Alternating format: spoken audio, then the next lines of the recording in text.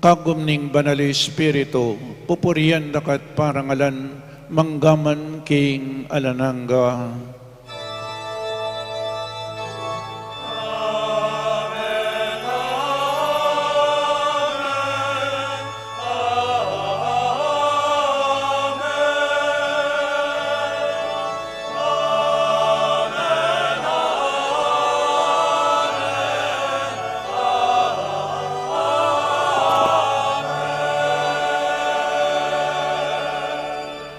Abi-abi, mikakapatid, meto nga pamilya na ning Diyos, ikanta tayong panalangin na tiro na ning ginotamo.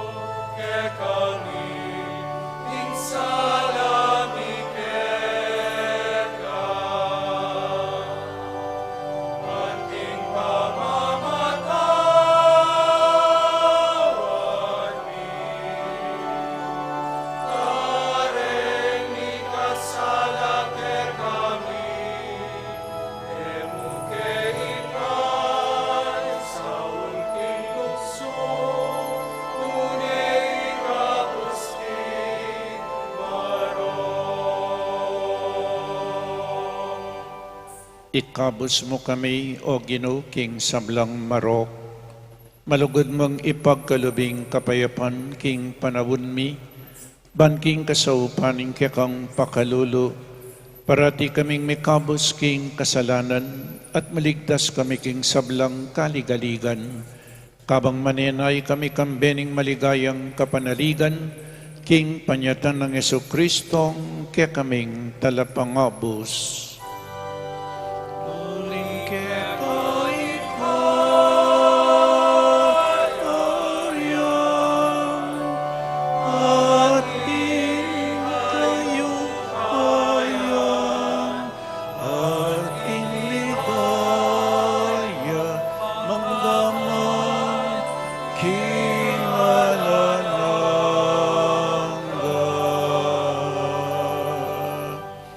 O Ginaming Jesucristo, asinabi ka rin kaya kang apostol, ing kapayapan lalakwan ko kaya kayo, ing kapayapan ko babiya ko kaya kayo, emosapo babalik danding kaya kaming kasalanan, nanelawan mo ing kasalpantayanan ing kaya kang Santa Iglesia, at pamayapan mempong bilugan agpangking kaburian mo, ikay mabibiyang pong mag-ari, manggaman king alanangga. Amen. Ing kapayapaning Ginoo manatili sa kapilanman kaya kayo. At kaya ka antimuri. Pakita mo po ngening mikakametong tamo king kapayapan. Kapayapan po kaya kayangan. Kapayapan po.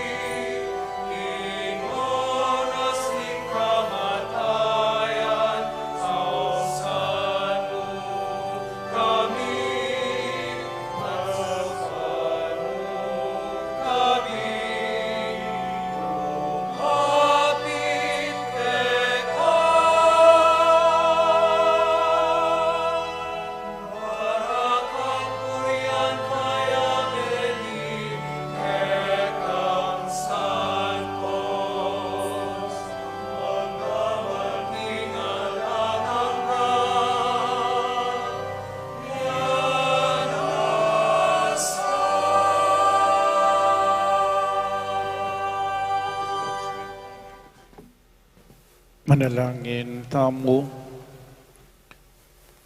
O Diyos ning pakalulu, kapamilatan iting sakramento, pakisan metong mo kami kang Kristo, kapamilataning laluming pamakiwang iskaya ketiking yatu, apagyabutan mi naman sanang makiraki king ligaya na karinbanwa, anong nuya mabibiye at mag-ari, manggaman king alananggang.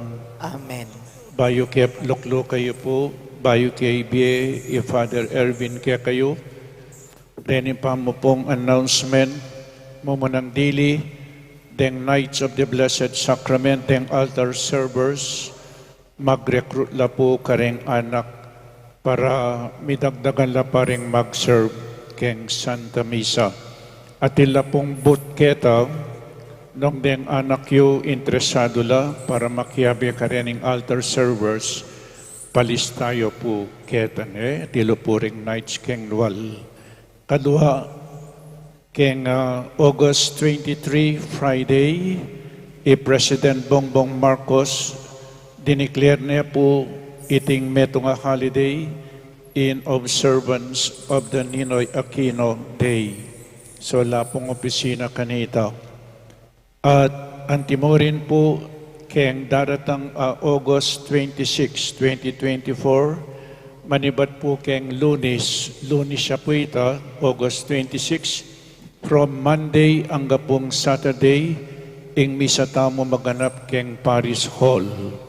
Ita mo pong Lunes hanggang Sabado, pero Domingo keni pamurin po.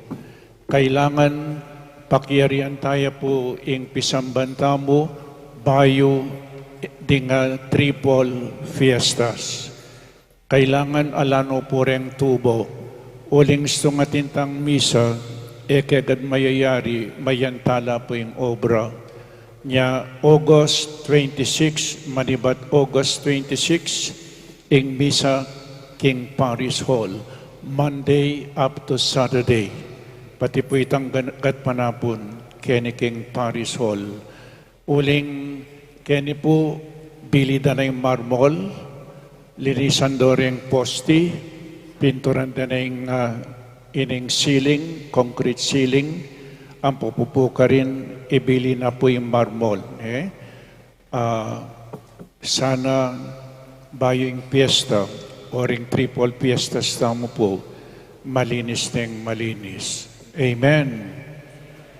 Nyadakal po salamat karetang sinaup na dengalwa kenya tsula detang pasinaw sumaup na ko po.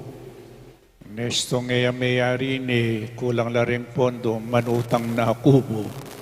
Gustong mesukol ko, puntalan niyo ko. Amen.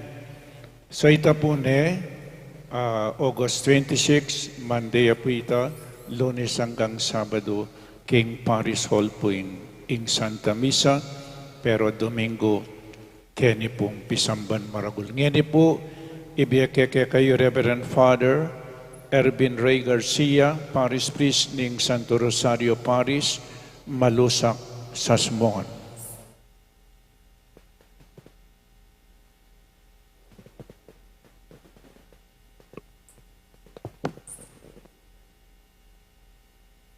Good morning po. I am Father Ervin Ray Garcia, the current Parish Priest of Santo Rosario Parish, Malusak, Sasmuan, Pampanga. Celebrating its annual feast this October 2024, the Santo Rosario Parish, Malusak will be spearheading the third fluvial parade entitled Libad ng Birhen ng Santo Rosario Lepanto Festival on October 19, 2024 to commemorate the victory of Christians over the Turks during the battle in Lepanto in 1571, to be followed by other festivities on October 20, 2024. Such a celebration would incur unavoidable expenses like tokens for guest priests and bishops who will preside over the Eucharistic celebration during novenas and fiesta, flowers for Mama Mary, and some others. Since our parish is the smallest and poorest parish here in the Archdiocese of San Fernando, Pampanga. Kami po yung pinakamaliit at isa sa pinakamahirap na parokya dito sa Pampanga.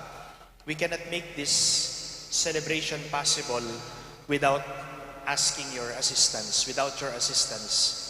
So in this regard, we would like to seek your help and support in terms of our financial needs in the above-mentioned event. We would be very happy and grateful for any donation that you would be able to share to our parish. Ano man pong maibabahagi ninyo sa aming parokya, ay malaking tulong na po ito para sa amin. I would like to thank our parish priest, Father Noli. Among dakal-dakal pong salamat king suportayo kay kami.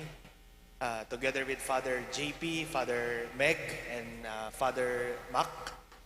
And to all of you, dear parishioners of Holy Rosary Parish, Angeles, may God, who is the fount of all goodness and generosity, bless you abundantly. Again, maraming salamat po sa inyong lahat.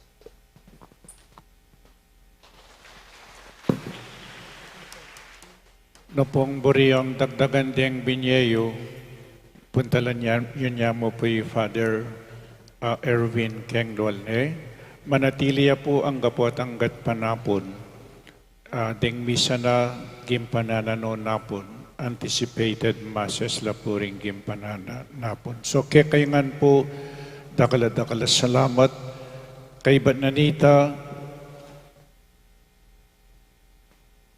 King New Point, in partnership with the Red Cross Pampanga Angeles City Chapter, is inviting you to join its In You to Give annual bloodletting activity that will happen on August 29, 2024 from 10 a.m.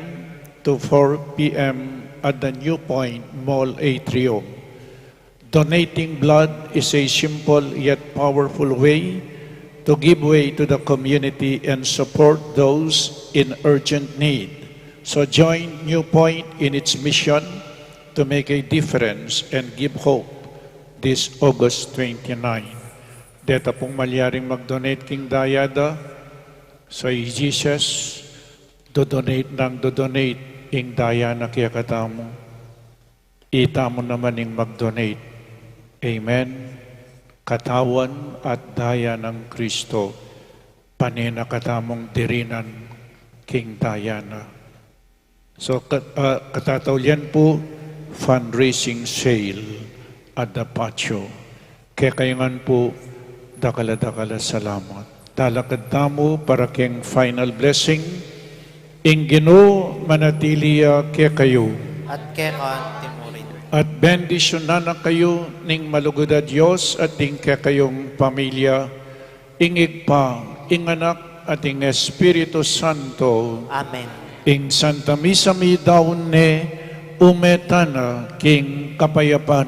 Salamat, King Diyos.